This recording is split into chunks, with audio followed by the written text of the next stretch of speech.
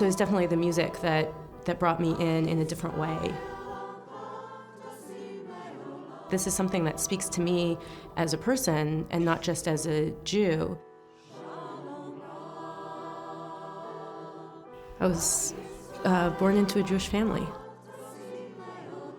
It didn't necessarily revolve around the synagogue when I was growing up as a child. I remember we used to have Shabbat dinners with some neighborhood friends and family friends. They were traditional for us in that we always had pizza and spaghetti and lasagna, but we always had a challah with it, with our Italian Shabbat dinners. Baseball is really big in our family. My grandfather is Hank Greenberg. He's probably most well known in the baseball world for coming very close to breaking Babe Ruth's home run record. Growing up, he was my Grandpa Hank, and I didn't really think anything more than he was Grandpa Hank, and he was really tall because I was a child and he was 6'4", and then it was as I got older that I really began to see him through the lens of so many people whose lives he impacted. There was a poem that was written about my grandfather by Edgar Guest, published in the Detroit Free Press, and it's about him not playing in a World Series game on Yom Kippur. He played at a time when, it was the build-up to World War II, and he played in Detroit where there was anti-Semitism was rampant, and part of his reason for not playing was that he realized that he was a role model for a community.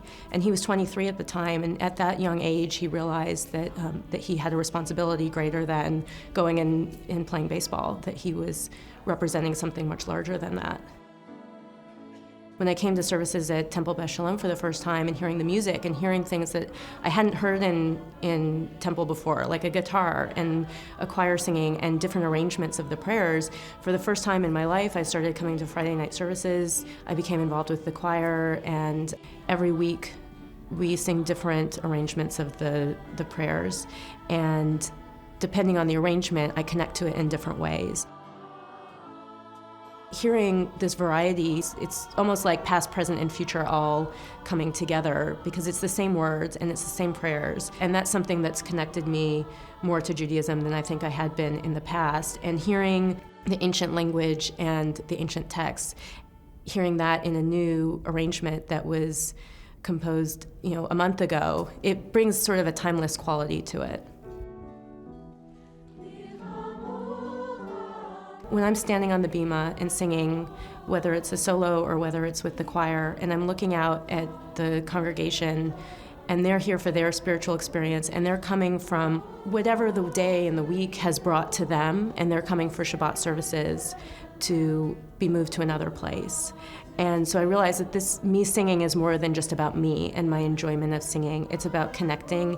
It's about being there for the community and for all the people in my temple family and the people who are coming to visit, and being there in a way that I might not even understand, in the way that I don't know if my grandfather fully knew how much of a ripple effect that his actions would have at that time. And I don't know how my singing or the choir singing will impact each and every individual, but I hope that they walk away in a different place than when they started.